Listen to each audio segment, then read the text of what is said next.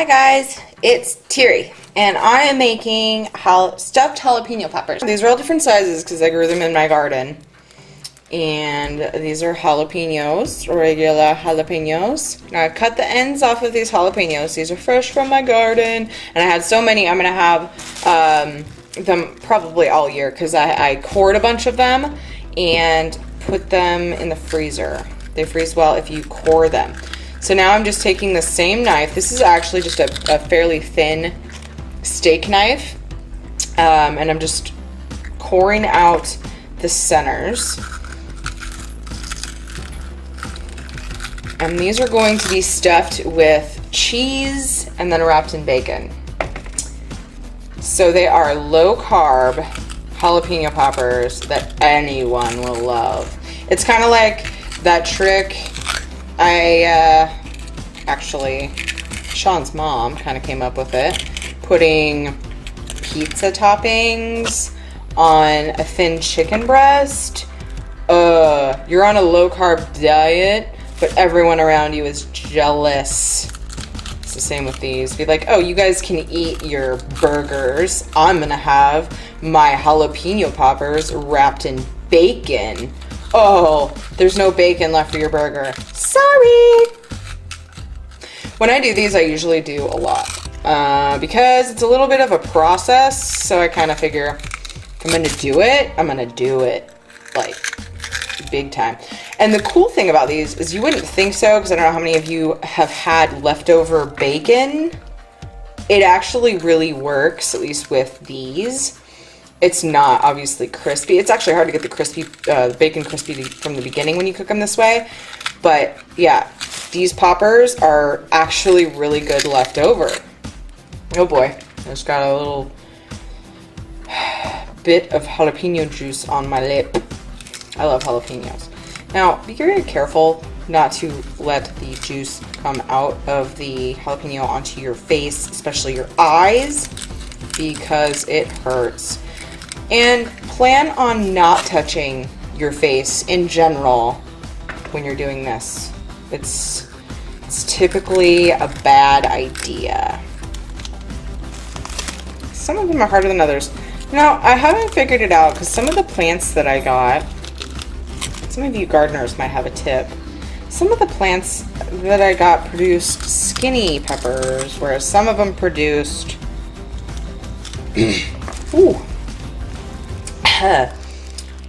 fat ones, skinny ones.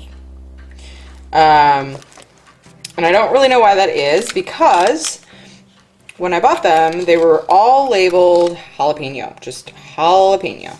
There was habanero, and there was other junk, but some of them, like 2 of my plants, are doing these little skinny ones. Some of them are doing these huge fat ones. And then, check this out. A couple of them are totally red.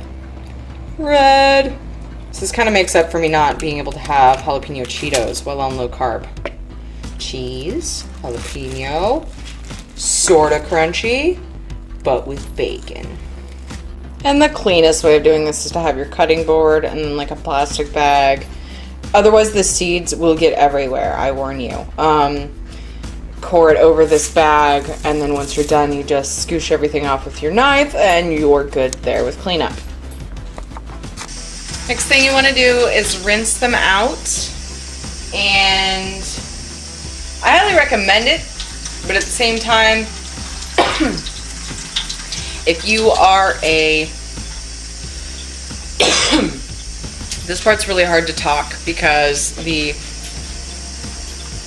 fumes and liquid mist, if you will, comes up from the poppers as you're rinsing them and gets in your lungs. Not really your lungs, but it gets in your esophagus and it makes you choke. So anyway, the seeds a lot of them are still left in there when you're done coring them. So rinsing them is a great way to get them out.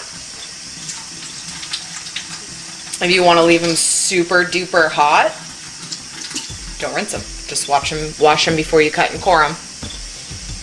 And just don't rinse them. Bye. I rinse them. Sean doesn't like them as hot. I'm good with really hot ones, but honestly, they're good hot. But honestly, they're good the way rinsed. I still get some pretty hot ones. And chances are, you're gonna miss some. Like I can see some of the tendrils and seeds left in there.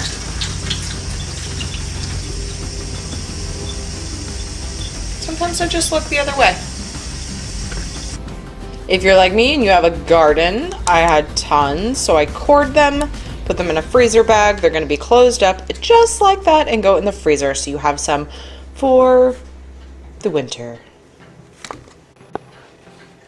Okay, next thing, we have our cored, ready to go jalapenos. So, there's a few ways you can do this. You can get a brick of mozzarella cheese and cut it into rectangular strips, or you can use string cheese, which seems like, oh my gosh, that's expensive. Why would you do that to yourself? I'm actually probably only going to need 4, maybe 5 string cheese to do this. Also, the way I used to do this was from a recipe I got that said to use, I think it was 1 part grated Colby cheese, 1 part cream cheese. That I have found melts faster than I would like because I want my bacon cooked all the way through. So I use, holy crap, that's too many seeds. I use the string cheese, anything, mozzarella I think works perfectly. You end up losing less cheese, and you can cook it long enough for the bacon to get cooked right. I smell the bacon. Oh, okay, that's next. So, stuffing them. Super freaking easy with string cheese, okay? Shove it in there as far as you can get it. That looks awesome. Okay, yeah. And then cut it. I'll mush it so that it kind of spreads out. And then you're gonna cover that with bacon. Stuff it as much as you can. And then what I'll do is, because you'll probably have leftover chunks like this, this works great for putting in some of them, like break it in half and put it in the end so it gets into the very ends of the popper. Now this one, it's thicker, or if you have just a narrower one, what I do is I'll first string it in half. See if that fits. It does. This one will take half.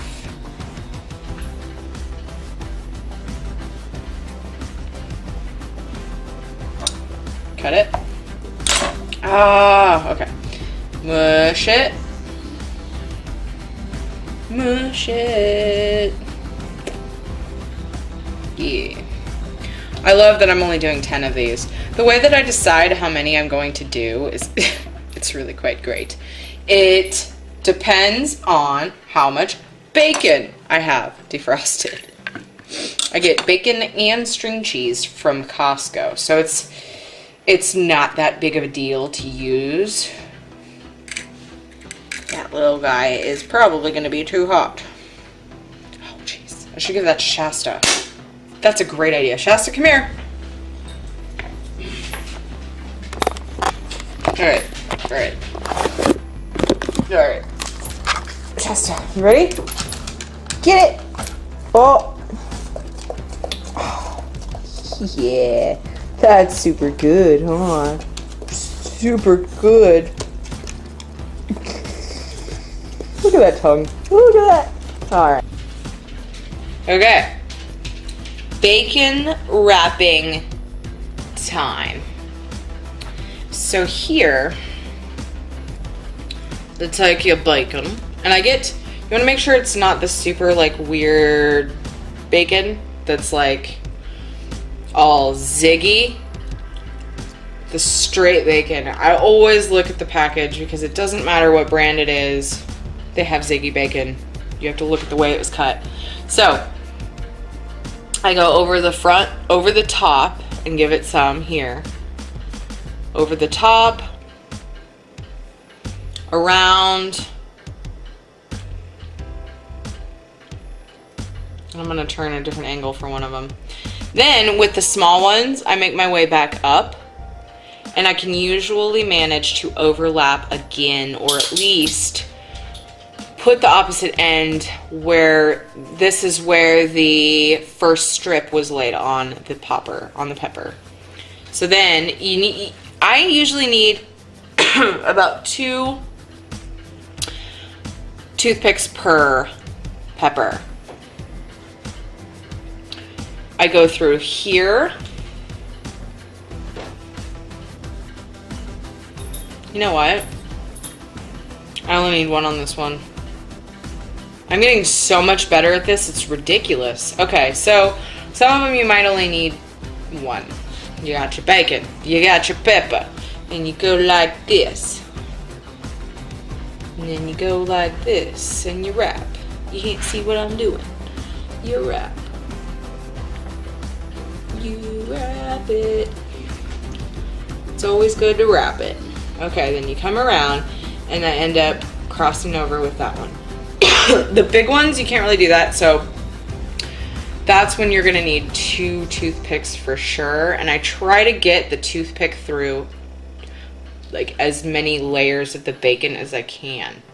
So see how the back, it's going through that first layer that started wrapping around, and then in the front you have the overlap, and through here is where I first laid the bacon on.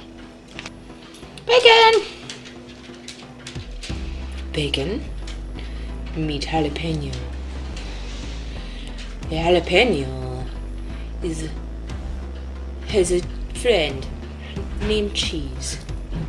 They hang out a lot. In fact, they love each other. You shall make magic together. Magic together. Magic with my horrible accent that doesn't even make sense. Okay, next you want to place them on your lined cookie sheet.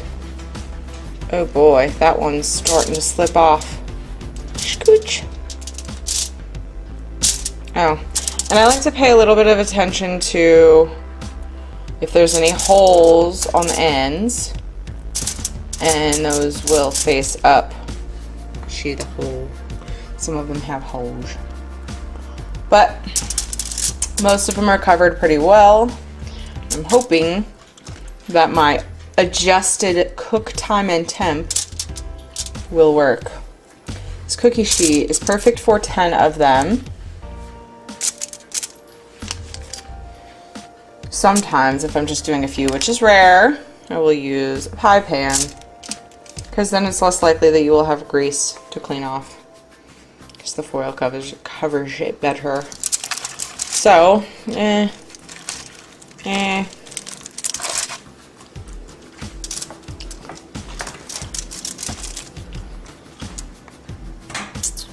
preheat to 350. In they go.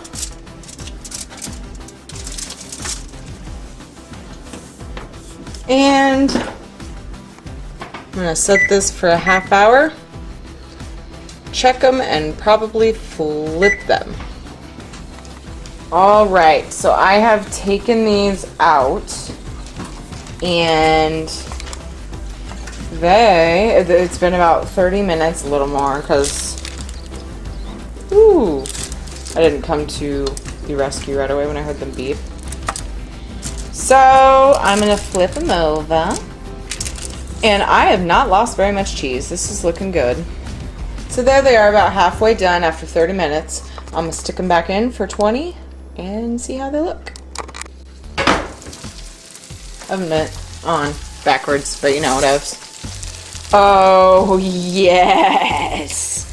Look at that shit. Looks so good. And sizzle the browned cheese.